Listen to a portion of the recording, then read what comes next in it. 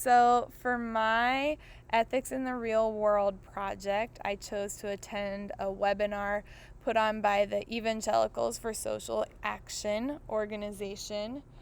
I really liked the organization when I went to their website and was just interested in them, and specifically loved that they describe themselves as not your typical think tank, that they're a do tank, and that they do more than discuss issues and dream up solutions. They actually work towards solutions. So they've got 3 branches, one around creation care, one around, they have a racial justice institute, and then I specifically participated in a webinar put on by their branch called Oriented to Love.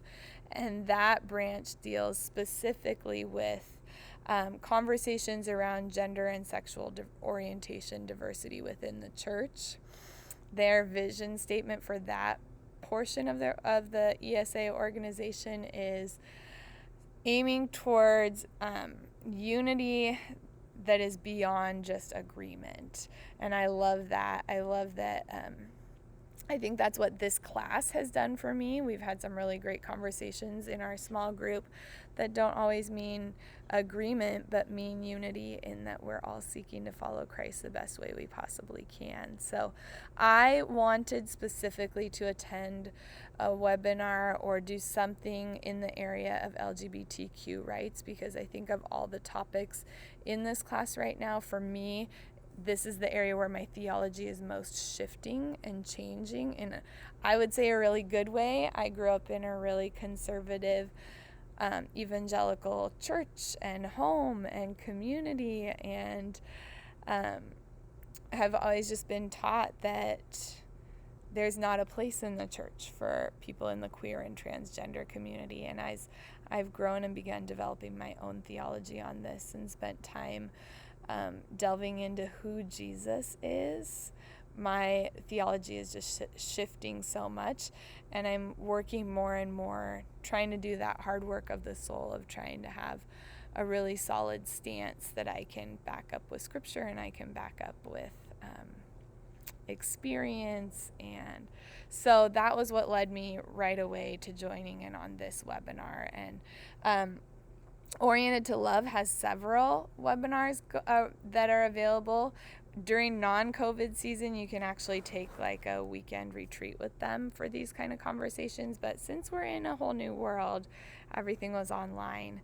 And so this was a panel of 4 individuals plus a moderator, all people who grew up in the church, all people who are either transgender or gay, and have had to work through their faith and theology and then become advocates for themselves and for their community within the church. And so it was really powerful and challenging for me to sit in and be a part of listening to just their conversation. So I can't tell you everything because it was a long webinar, but I'm going to just share some of the highlights for me.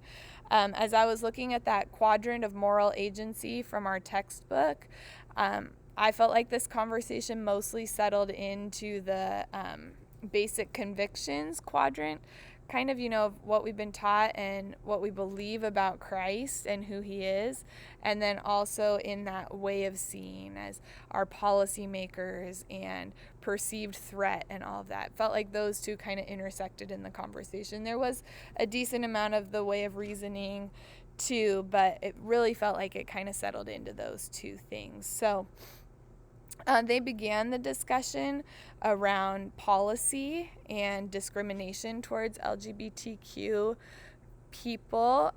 Bridget, who is a gay woman of color, she shared just what it was like for her to interview for jobs. And even though there's legislation that says we can't discriminate based on sexual preference, the Supreme Court has actually ruled on that quite recently.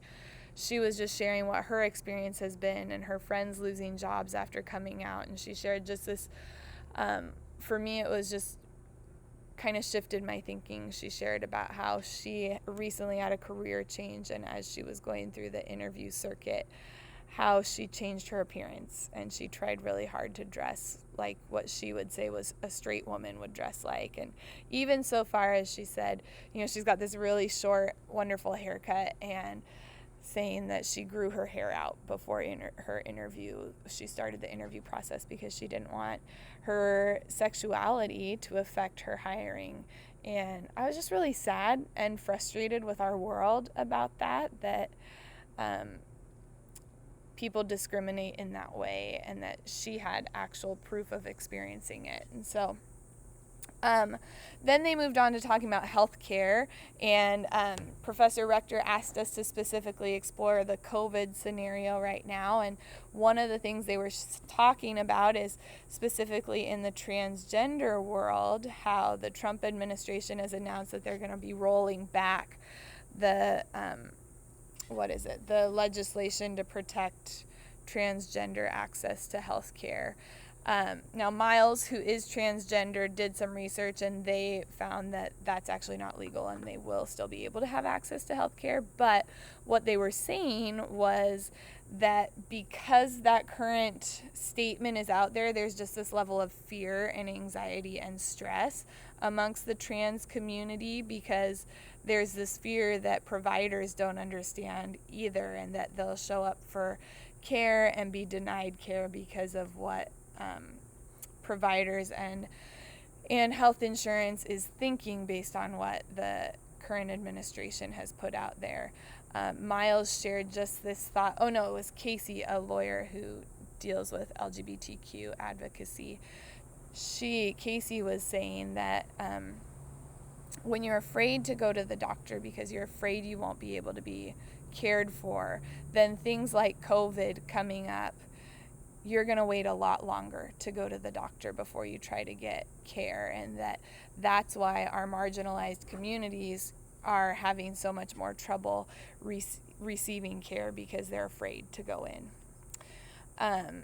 And then lastly, we're at 7 minutes. I've recorded this so many times, you guys, and I just can't get it shorter. So the last thing that really stood out to me was Miles, who's transgender, pointed out, they just said, caring for and affirming our queer and transgender friends can be one of the most real and authentic forms of true Christian hospitality that we can offer in today's world.